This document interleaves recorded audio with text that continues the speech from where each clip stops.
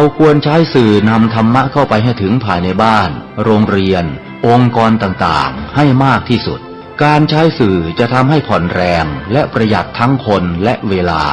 เทศนาผ่านสื่อเพียงคนเดียวเสมือนเราเนรมิตนักเผยแผ่ได้เป็นหมื่นเป็นแสน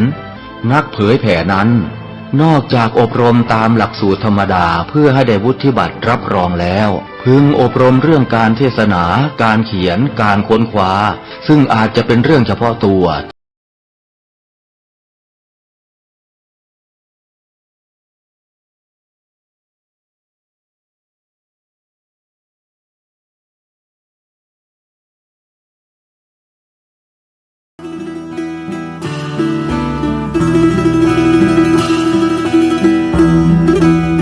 เปลวเทียนให้แสงป่าไม้แดงให้ความรู้คณะสงฆ์อำเภอชัยประการร่วมกับโรงเรียนพระปริยัติธรรมวัดป่าไม้แดงขอเชิญชวนศรัทธาสาธุชนทุกท่านนำบุตรหลานเข้าร่วมโครงการบรรพชาอุปสมบทภาคฤดูร้อนเฉลิมพระเกียรติรุ่นที่33ระหว่างวันที่7-13เมษายน2568เพื่อศึกษาพระธรรมและเป็นศาสนทายาทสืบทอดอายุพระพุทธศาสนาณวัดป่าไม้แดงตำบลหนองบัวอำเภอชัยประการจังหวัดเชียงใหม่โอกาสทางการศึกษาท่านกำลังติดตามรับฟังสถานีวิทยุกระจายเสียงพระพุทธศาสนาแห่งชาติและสังคมคลื่นเพื่อการศึกษาพระพุทธศาสนาและวัฒนธรรมระบบ FM 104.5 เมกะเฮิรตซ์รายการต่อไปเป็นรายการคดีโลกคดีธรรม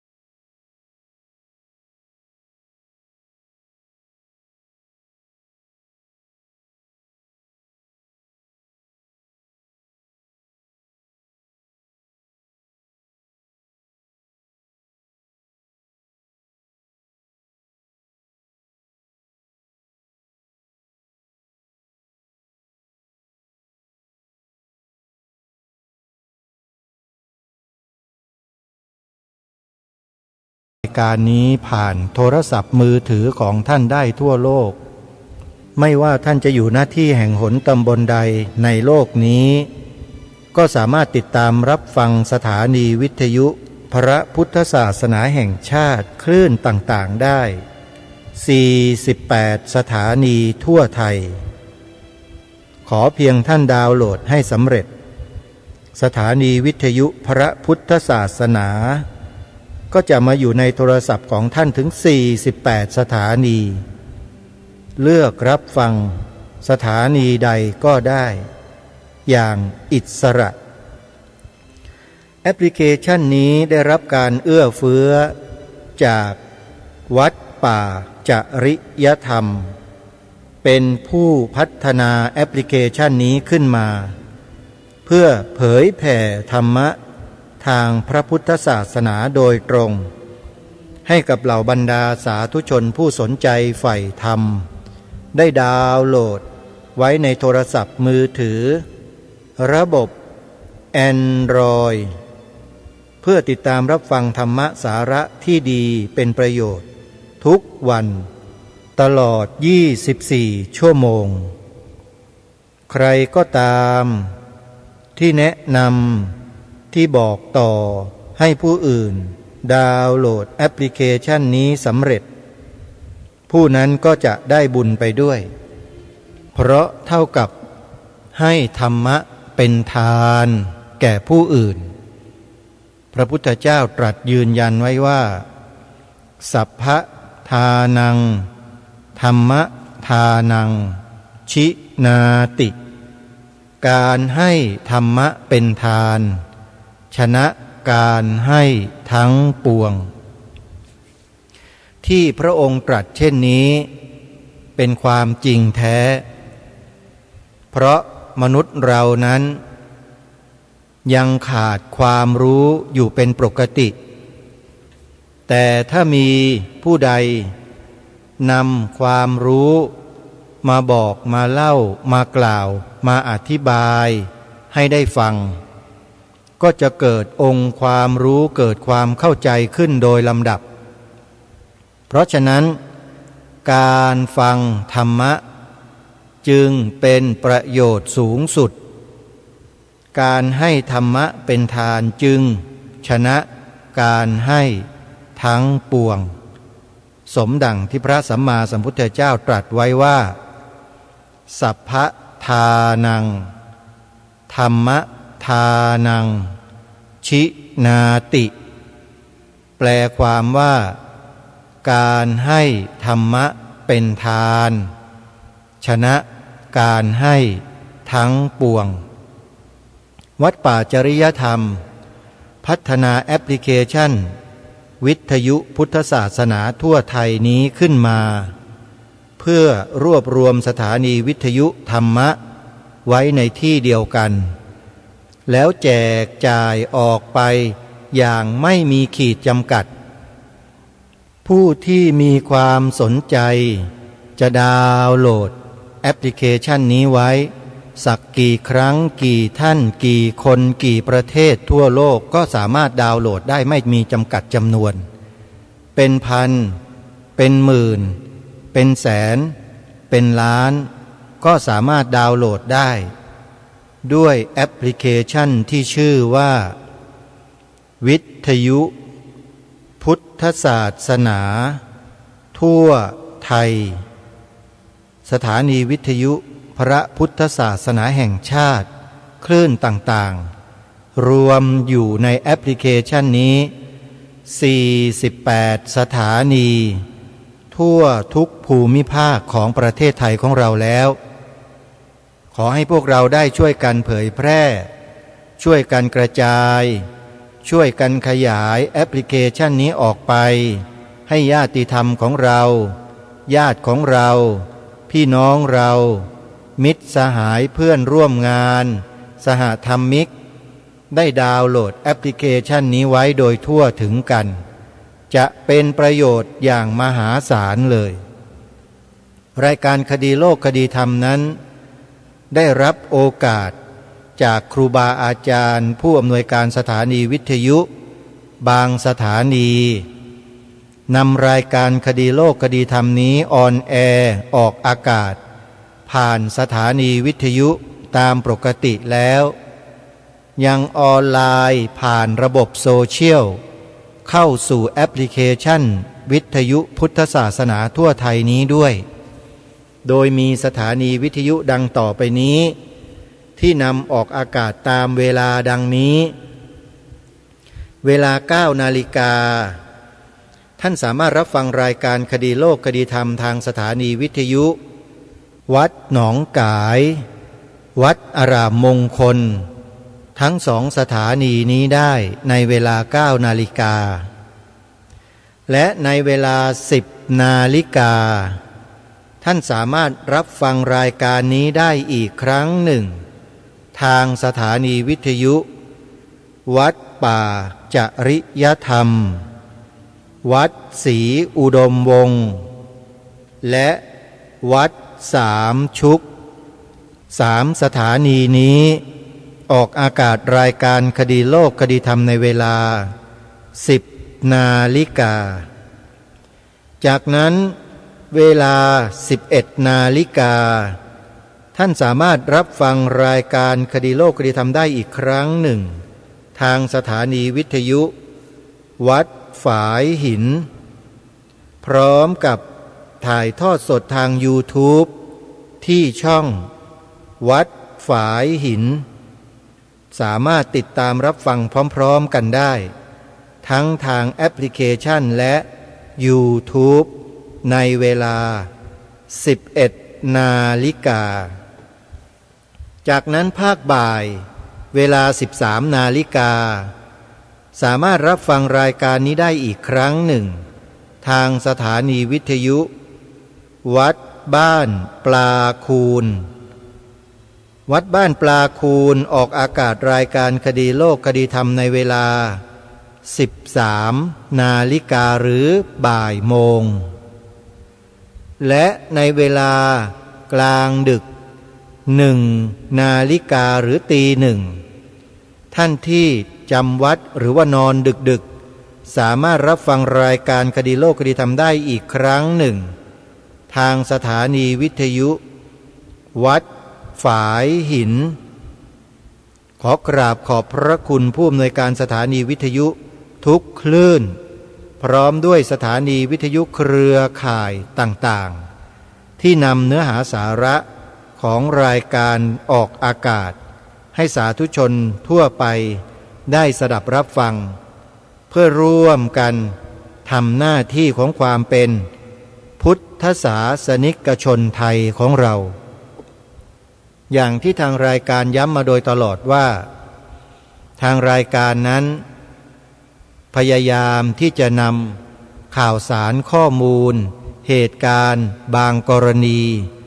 ที่ส่งผลกระทบโดยตรงกับพระพุทธศาสนาของเราก็ดีส่งผลโดยอ้อมก็ดีมานำเสนอต่อท่านสาธุชนผู้ฟังเพื่อให้ร่วมกันรับรู้รับทราบแล้วก็ได้ช่วยกันระวังป้องกันบางเหตุการณ์ที่จะนำไปสู่ความอ่อนแอทางอำนาจของพระพุทธศาสนาของเราในอนาคตเพราะการกระทำบางอย่างสามารถลดคุณค่าของความเป็นศาสนาประจำชาติในพระพุทธศาสนาของเราได้สาธุชนหลายท่านที่ทราบข้อมูลแล้ว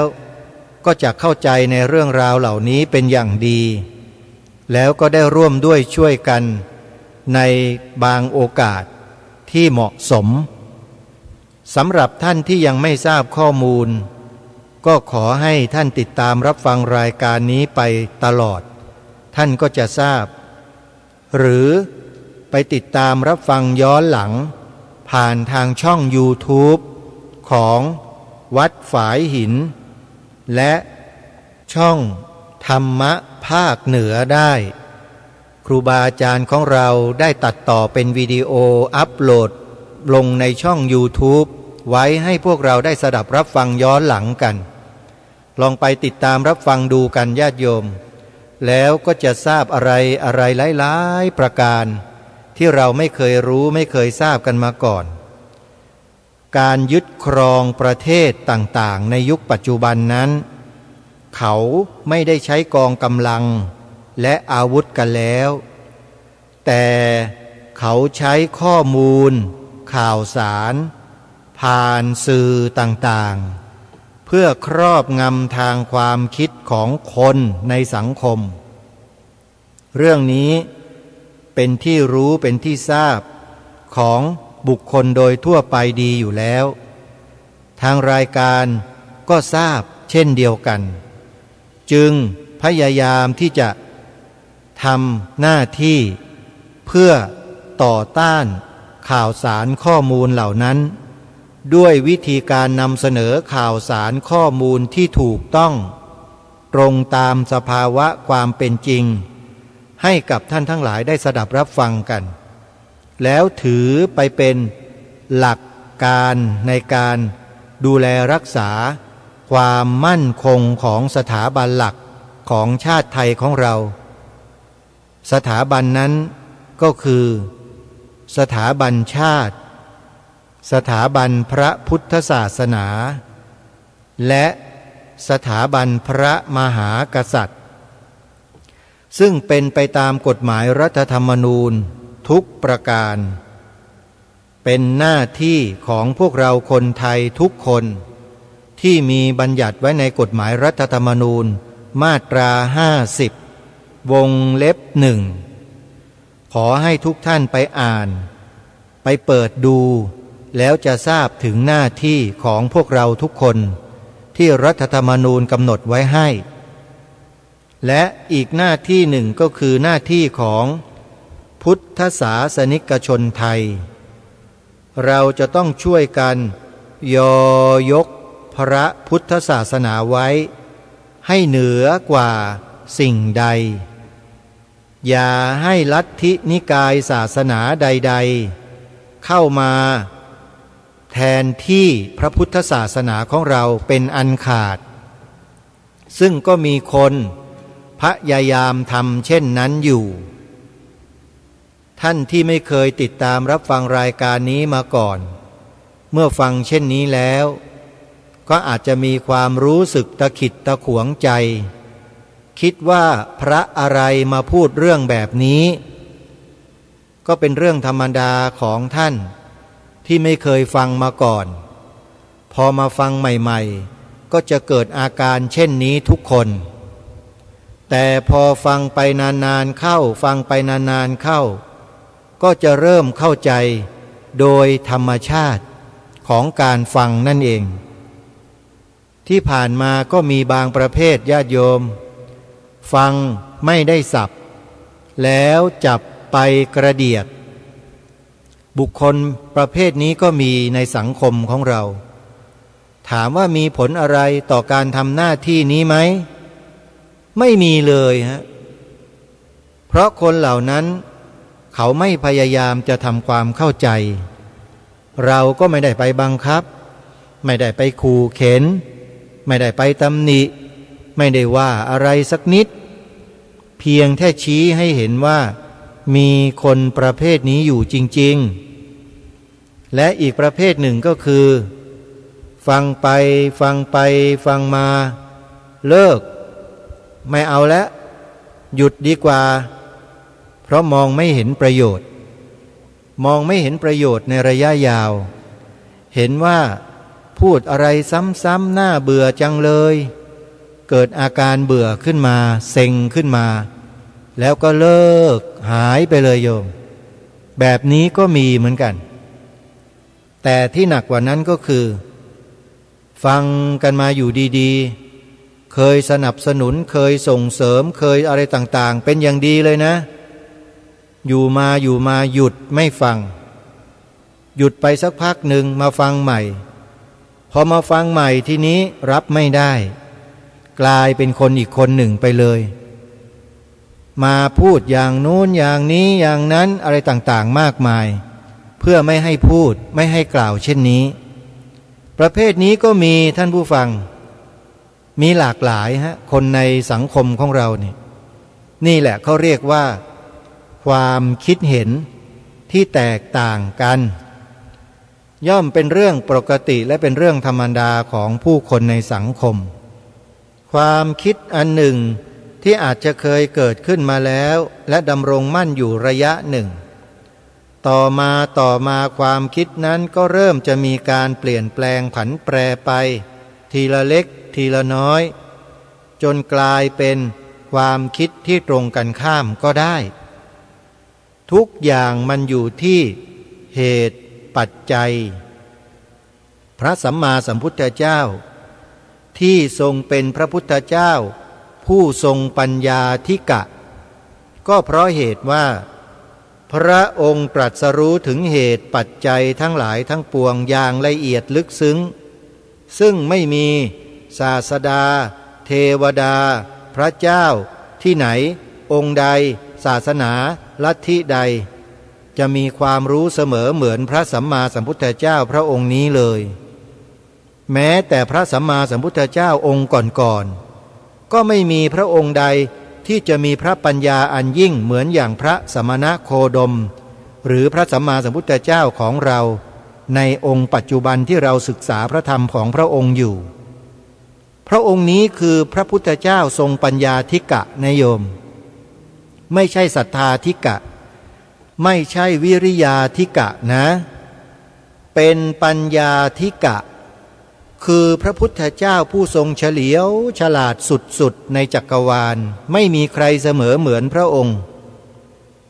ที่พระองค์ทรงปัญญาธิกะดูได้จากอะไรคำสอนตรงไหนท่านผู้ฟังคำสอนตรงที่พระอภิธรรมพระพุทธเจ้าพระองค์อื่นๆไม่ได้มีตรัสแสดงขยายพระอภิธรรมไว้นะไม่มีนะโยมจงเข้าใจให้ทั่วถึงกันด้วยมีแต่พระสัมมาสัมพุทธเจ้าของเราพระองค์นี้เท่านั้นที่ตรัสแสดงพระอภิธรรม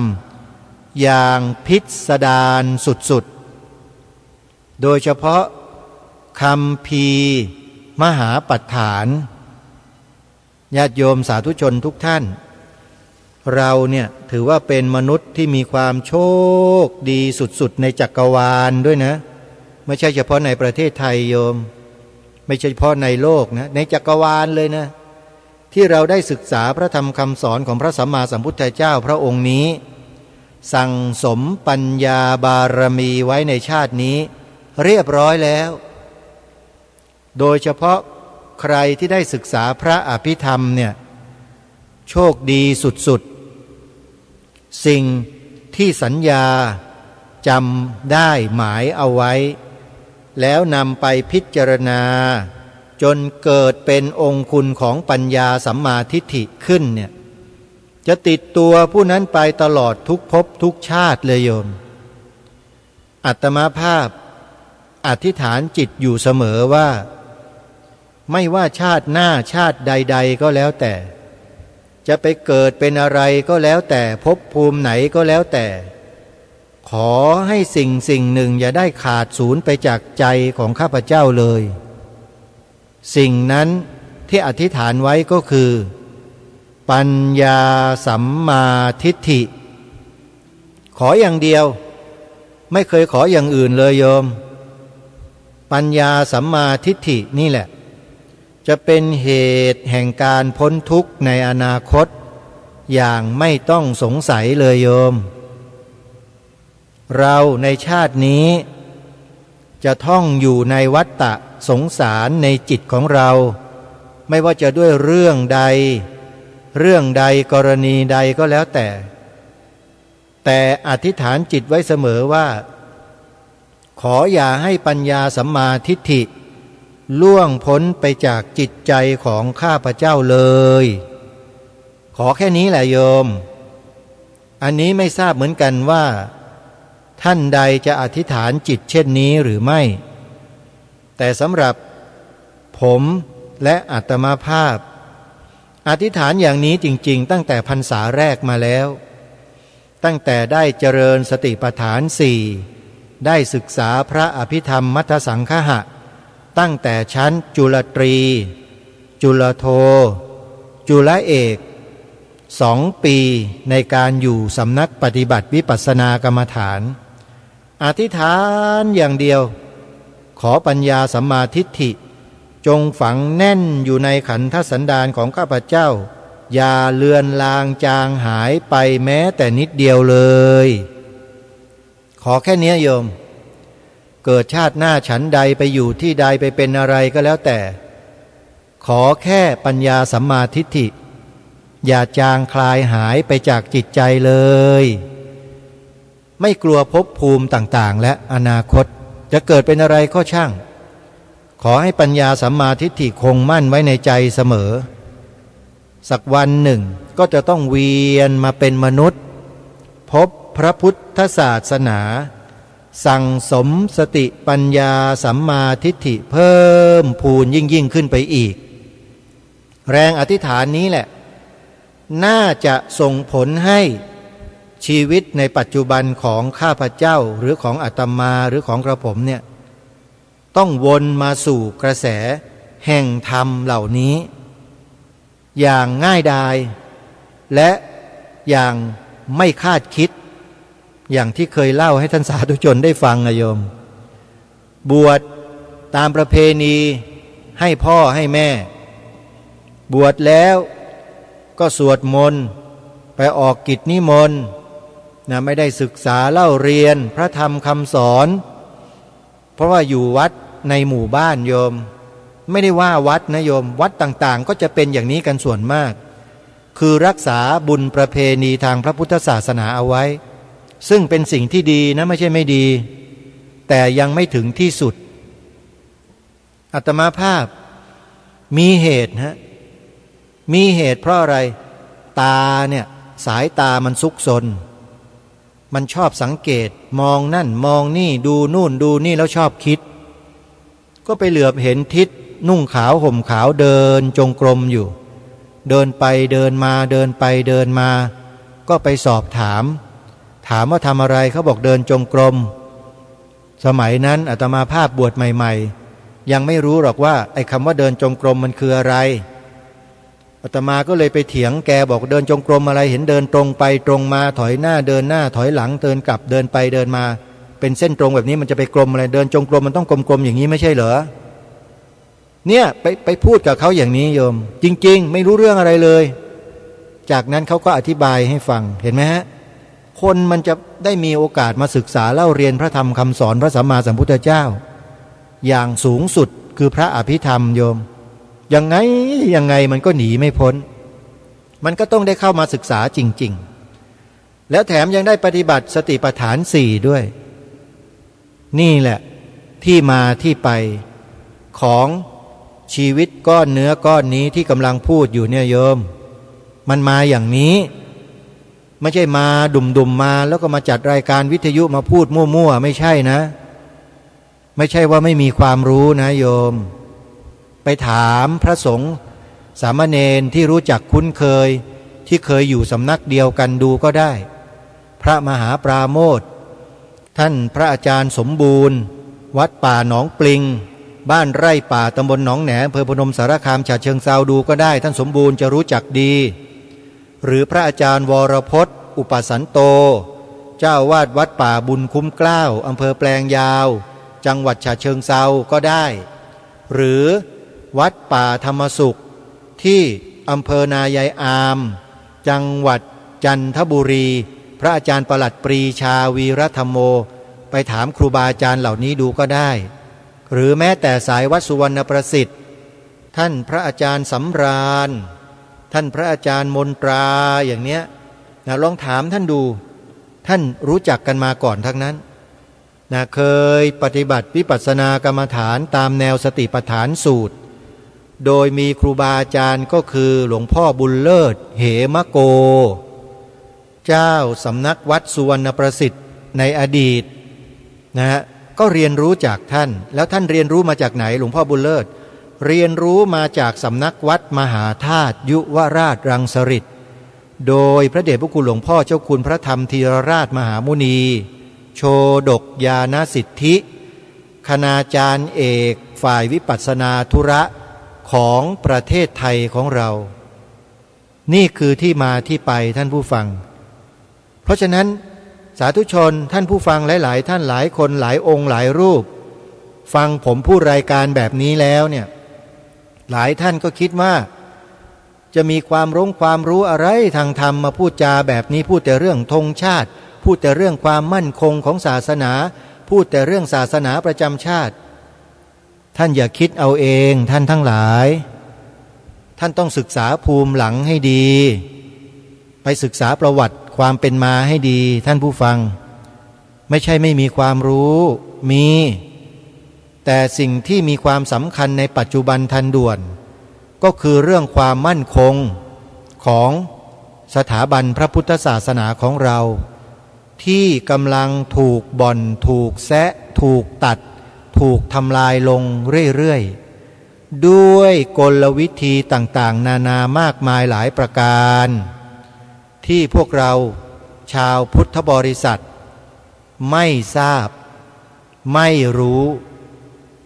เมื่อเราไม่ทราบไม่รู้ก็ไม่มีใครออกมาช่วยแก้ไขสถานการณ์เหล่านั้นก็ปล่อยให้ศาสนาตนเองถูกบ่อนถูกแซะถูกทำลายถูกริดรอนอำนาจไปเรื่อยๆแล้วบางลัทธินิกายศาสนา ก็ไปเพิ่มอำนาจให้กับลัทธินิกายศาสนาของเขาเอง โดยอาศัยวิธีการทางกฎหมายแล้วการออกกฎหมายบางอย่างบางประการในประเทศไทยของเราเนี่ยท่านมีความเชื่อมั่นไหมว่าบริสุทธิ์ผุดผ่องสะอาดขาวจั๊วะท่านเชื่อไหมฮะว่าในวงการเมืองของเรามีความขาวสะอาดไหมโยมการเมืองไทยเราเนี่ยมีใครไม่ขายเสียงในการเลือกตั้งบ้างไหมโยมมีสักกี่คนโยมแค่นี้ก็ตอบกันได้แล้วใช่ไหมว่าขาวสะอาดบริสุทธิ์กันแค่ไหนไม่โยมจะให้อาตมาภาพพูดลงไปลึกกว่านี้ไหมล่ะโยมหนักนะโดนกันเต็มเลยนะจะบอกให้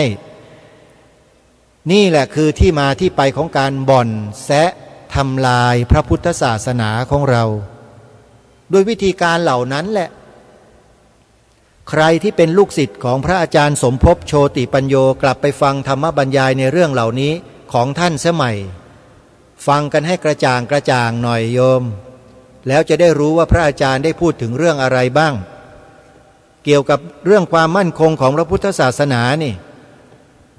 ใน YouTube เยอะแยะเลยจะแนะนำให้ก็ได้ไปเปิดฟังนะเรื่องนี้พระอาจารย์สมภพพูดตรงเลยนะโยมแล้วมีท่านผู้ว่าราชการจังหวัดสกลนครสมัยนั้นเป็นเจ้าภาพด้วยให้ออกอากาศทางสถานีวิทยุกระจายเสียงแห่งประเทศไทยจังหวัดสกลนครด้วยนะตอนนั้นน่ะเรื่องนี้น่าสนใจนะใครบอกว่าพระอาจารย์สมภพโชติปัญโยแสดงธรรมบรรยายธรรมแต่ธรรมะไม่เคยพูดเรื่องการเมืองไม่เคยพูดเรื่องของประชาธิปไตยเข้าใจผิดแล้วโยมพระอาจารย์สมภพเนี่ยเป็นผู้ที่กล่าวถึงเรื่องพวกนี้เยอะที่สุดในประเทศไทยด้วยแต่ญาติโยมไม่ได้ฟังในส่วนนี้กันเองเพราะคงไม่มีใครนำมาเปิดใช่ไหมเล่าอาตมาภาพเป็นบุคคลที่ขวนขวายหาฟังเทปธรรมบรรยายของพระอาจารย์สมภพ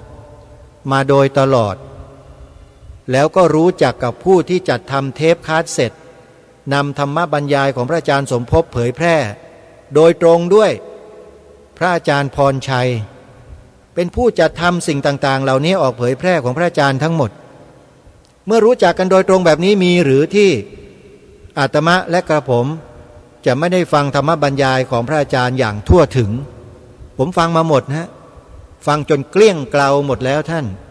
ตลอด20-30 ปีที่ผ่านมาเนี่ยฟังจนไม่มีเหลือหรอเลยครับพระอาจารย์พูดเรื่องประชาธิปไตยไว้น่าสนใจมากแล้วมีบางสิ่งบางอย่างที่ท่านพระอาจารย์ได้พูดถึงไว้น่ากลัวมากใครสนใจอยากจะฟังนะเตรียมปากกาเตรียมกระดาษเตรียมจดลงในโทรศัพท์ก็ได้โยมชื่อนี้นะแล้วไปกดหาใน YouTube ชื่อคลิปว่าธรรมะกับประชาธิปไตยจดทันไหมโยมธรรมะกับประชาธิปไตย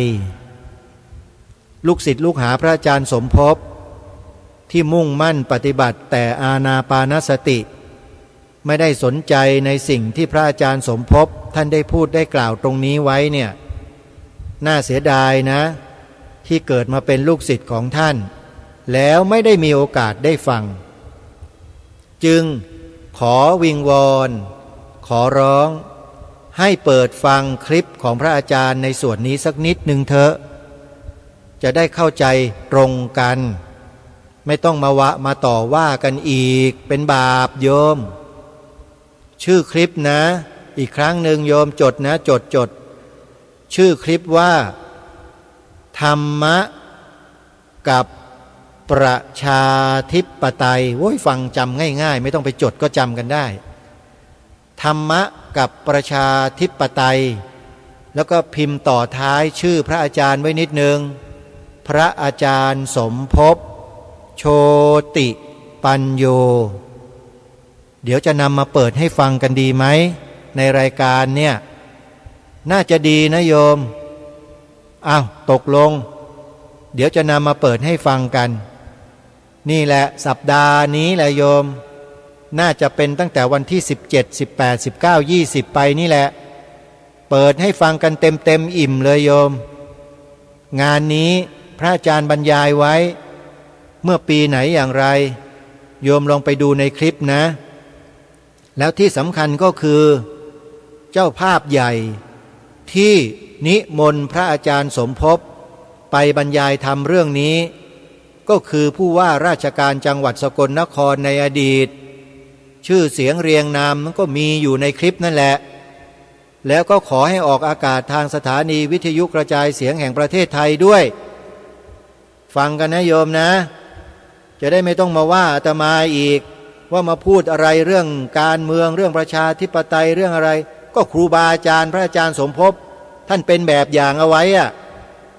ท่านพูดเต็มเลยลองไปฟังคลิปนี้กันดูอย่ามัวแต่มาว่ารายการนี้กันอยู่เลยโยมเสียเวลาฟังให้เกิดความรู้ความเข้าใจจะได้ไปในทิศทางเดียวกันไม่ใช่อะไรหรอกไม่ได้ว่าทิศมาตำหนิเนี่ยไม่ได้ว่านะแต่เพราะรู้ไงว่าท่านไม่เข้าใจท่านก็เลยว่าที่ไม่เข้าใจก็เพราะไม่เคยฟังเรื่องนี้จากพระอาจารย์สมภพท่านพูดไว้วันนี้ก็เลยมาแนะนำให้ไปฟังกันใน YouTube มีผู้คนจัดทำเป็นคลิปไว้เยอะแยะไปหมดเลยหลายเวอร์ชั่นเลยไปดูหน้าปกสิฮะมีหลายช่องเลยนำไปเผยแพร่กันเยอะมากช่องไหนก็ได้แล้วเดี๋ยวรายการคดีโลกคดีธรรมเนี่ยจะนำมาเปิดออกอากาศให้ฟังกันอีกครั้งหนึ่งทางช่อง YouTube ของ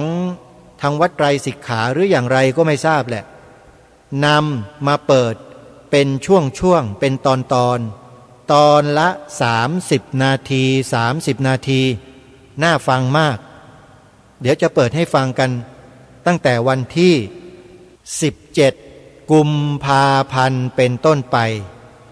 นะใครพลาดโอกาสนี้ก็ช่วยไม่ได้นะประชาสัมพันธ์บอกกันแล้วเดี๋ยวจะเปิดให้ฟังธรรมบรรยายเรื่องธรรมะกับประชาธิปไตยมีผู้ว่าราชการจังหวัดสกลนครในสมัยนั้นเป็นผู้สนับสนุนงานบรรยายครั้งนี้ออกอากาศทางสวทสกลนครด้วยโยมผู้ว่าราชการจังหวัดท่านเปิดทางให้เองแล้วโยมคิดว่าเนื้อหาสาระนี้เนี่ยถูกต้องแล้วดีไหมถ้าไม่ดีผู้ว่าจะนิมนต์ท่านพระอาจารย์ไปพูดเรื่องนี้ทำไมใช่ไหมนี่แหละจึงเป็นการการันตีให้กับพวกเราท่านทั้งหลายอีกกรณีหนึ่งว่าพระสงฆ์เราสามารถที่จะพูดเรื่องราวเหล่านี้ได้ถ้าหากว่าไม่เป็นการไปหมิ่นเหยียดหยามด่าทอทำลายใครแต่พูดในบริบทของธรรมะพระอาจารย์สมภพเป็นแบบอย่างไว้แล้วไปติดตามรับฟังกันในชื่อคลิปว่าธรรมะกับประชาธิปไตยเดี๋ยวรายการคดีโลกคดีธรรมจะนำมาเปิดให้ฟังกันตั้งแต่วันที่17 กุมภาพันธ์เป็นต้นไปติดตามรับฟังพร้อมๆกันนะโยมนะเอาละญาติโยมสาธุชนเหลือเวลาอีกประมาณสักไม่ถึง10 นาทีตรงนี้ขอปรารภกิจกรรมงานบุญงานกุศลให้เราสาธุชนทั้งหลายได้มีส่วนร่วมกันสักนิดหนึ่งในวันที่18 กุมภาพันธ์ที่จะถึงนี้ตรงกับวันอังคารนะโยมนะมีกิจกรรมงานทอดผ้าป่าสามัคคีสร้างกองทุนหนุนกองธรรมสถานีวิทยุกระจายเสียง วัดพิษโสภารามตำบลแก้งเหนืออำเภอเขมราชจังหวัดอุบลราชธานีนะโยมนะคลื่น FM 102.75 เมกะเฮิรตซ์ญาติโยมท่านใด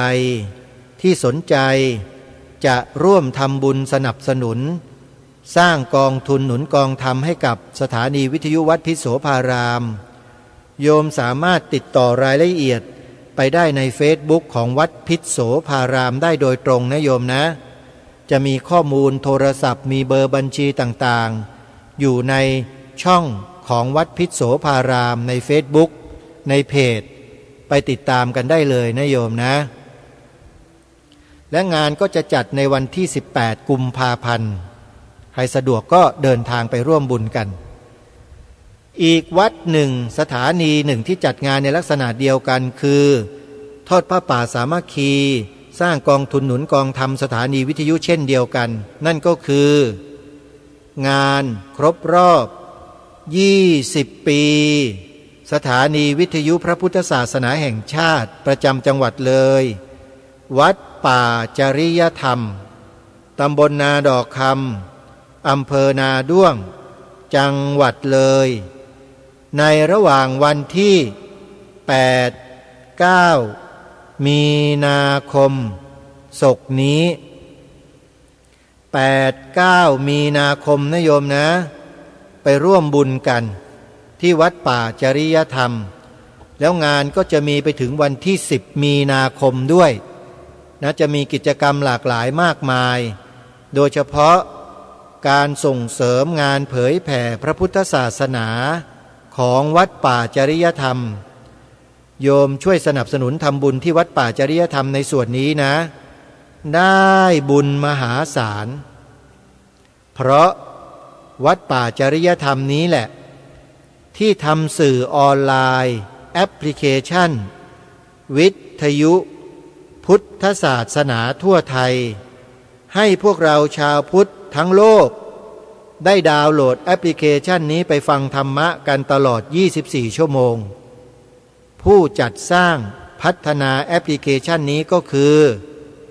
วัดป่าจริยธรรมแล้วอย่างนี้เราจะไม่ไปร่วมงานได้ยังไงใช่ไหมโยมไปกันหน่อยนะไปช่วยส่งเสริมสนับสนุนครูบาอาจารย์ของเราพระครูจริยสารธรรมญาติโยมท่านเสียสละทำงานเพื่อพระพุทธศาสนามานานรู้จักคุ้นเคยกับอาตมาภาพเป็นอย่างดีเราต่างคนต่างทำหน้าที่กันขอให้ญาติโยมไปสนับสนุนกันเยอะ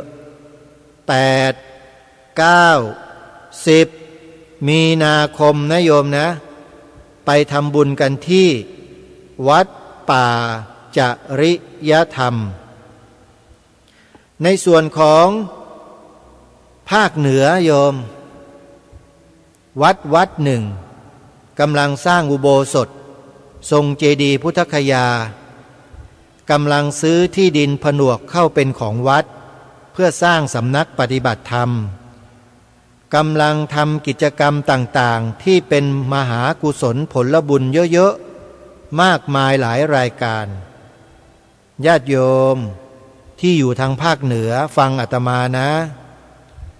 วัดนี้เนี่ยอยู่ที่อำเภอแม่แตงจังหวัดเชียงใหม่ใครที่อยู่จังหวัดเชียงใหม่ฟังรายการคดีโลกคดีธรรมแล้วไปช่วยทำบุญสนับสนุนวัดนี้กันนะโยมวัดนี้ก็คือวัดหนองกายตั้งอยู่ตำบลสันป่ายางอำเภอแม่แตงจังหวัดเชียงใหม่เส้นทางผ่านขึ้นพระธาตุพระพุทธบาท400เส้นทางวัดหนองกายเป็นทางผ่านขึ้นพระพุทธบาท400นะโยมใครไปกราบสักการะพระพุทธบาท400อย่าลืมแวะไปทำบุญสร้างอุโบสถทรงเจดีย์พุทธคยาที่วัดหนองกายด้วยนะโยมนะ จะบอกหมายเลขโทรศัพท์ไว้สักนิดหนึ่งเผื่อญาติโยมจะถามรายละเอียดเพิ่มเติมวัดหนองกายเบอร์โทรศัพท์0817656469หรือ0837893642หมายเลขช่วยกันโยมทำบุญอะไรก็ตามสู้ทำบุญให้ธรรมะเป็นทานไม่ได้อย่างที่กล่าวไว้ตอนต้นว่าพระสัมมาสัมพุทธเจ้าตรัสยืนยันไว้ชัดเจนว่าสัพพทานังธรรมทานังชินาติแปลว่าการให้ธรรมะเป็นทานชนะการให้ทั้งปวงการร่วมทำบุญทอดพระป่าสามัคคีสร้างกองทุนหนุนกองธรรมสถานีวิทยุพระพุทธศาสนาทุกสถานีได้บุญใหญ่มหาศาลเลยโยมขอเชิญนะโยมนะโยมศรัทธาที่ไหนฟังสถานีวิทยุใดก็ตามโยมไปร่วมทำบุญสถานีวิทยุนั้นๆนะโยมนะอยู่ในจังหวัดใดก็แล้วแต่เราไม่ได้จำกัดไว้เฉพาะที่นั่นที่นี่แต่พูดให้ญาติโยมได้เห็นความสำคัญว่างานเผยแผ่ธรรมะให้ธรรมะเป็นทานนั้นเป็นสิ่งที่มีความจำเป็นอย่างมากมายมีความเป็นบุญกุศลอย่างมากมายญาติโยมใครได้มีโอกาสทำบุญเผยแผ่ธรรมโดยการส่งเสริมสนับสนุนงบประมาณให้กับสถานีวิทยุธรรมะของวัดต่างๆได้บุญอย่างมากมายมหาศาลตลอด24ชั่วโมงตลอดชาติเลยโยมบุญง่ายๆไม่ต้องลงทุนอะไรกันเยอะเลยโยมโอนปัจจัยไปทำบุญกับครูบาอาจารย์สถานีวิทยุต่างๆเนี่ย